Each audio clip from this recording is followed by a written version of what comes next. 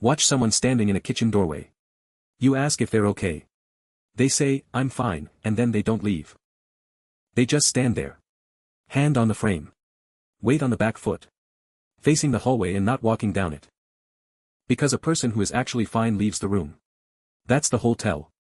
Fine walks away. And you looked back down at what you were doing. And they stood there for one more second. And then they went upstairs. That second. The one after the sentence. That's the whole thing you missed. So here's the question this whole video answers. Why would somebody say a thing they know, for a fact, that you can see straight through? And before you call it shutting you out, or being difficult, it's neither. It's almost the exact opposite. Here's the thing almost everybody gets wrong about, "I'm fine." It isn't a lie. It's a lie you're supposed to catch. It's built badly. On purpose. And once you see that, everything else about this person reorganizes itself. Start here. Think about how a person lies when they genuinely want to get away with it.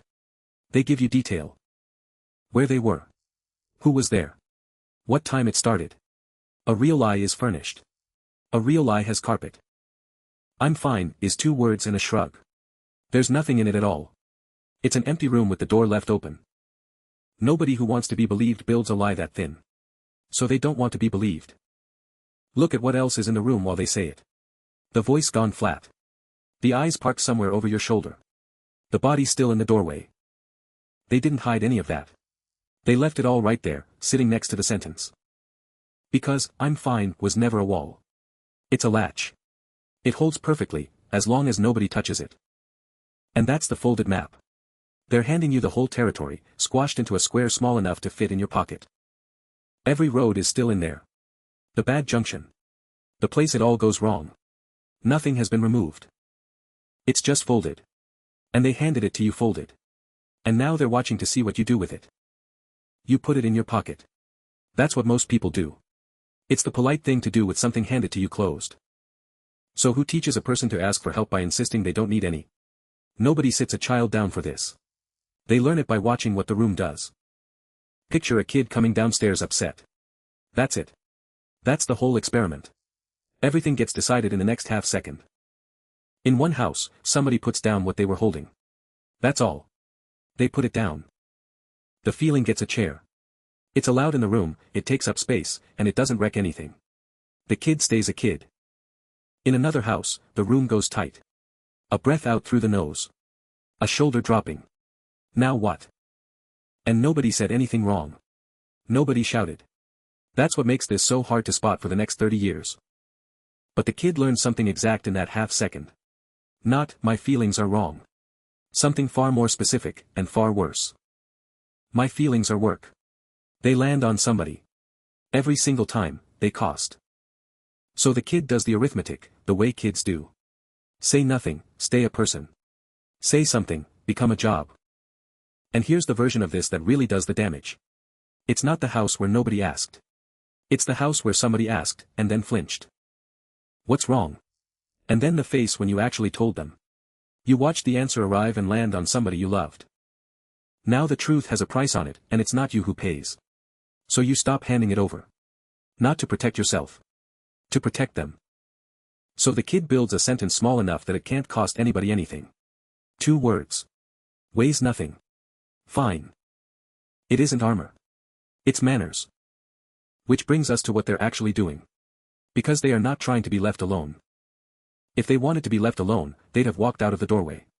They had the sentence. They had the exit. They used one and not the other. They want to be found. And being found is a completely different thing from being told.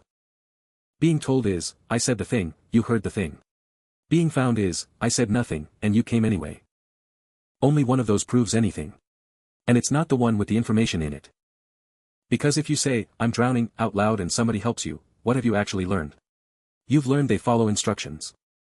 But if you say, "I'm fine," and they stay standing there anyway, then you've learned something you can actually use. You've learned they were watching.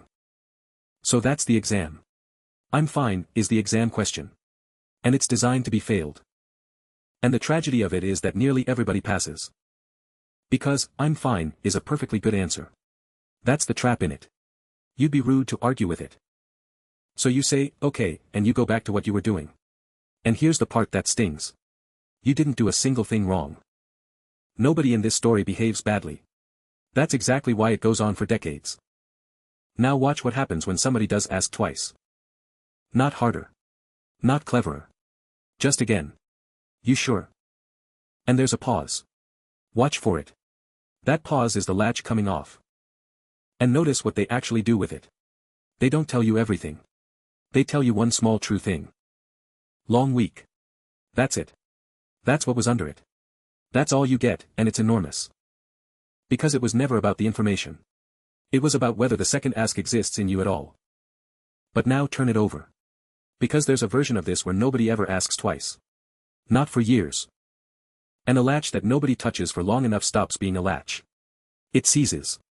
It becomes a wall with a handle painted on it. Say, I'm fine, for 10 years and it stops being a test. It quietly becomes the actual answer. Not because anything got better. Because they stopped submitting the question. And that's the one that should actually frighten you.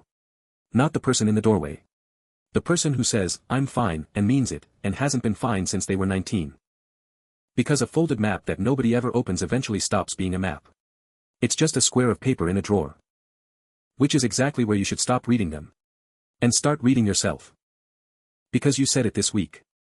Somebody asked you at a desk, or in a car, or on a call, and you said it without thinking about it once. And you didn't say it to lie to them. You said it to keep it small. To not land on them. Same sentence, same reason, 30 years later. And notice the shape you left it in. You gave them a half second.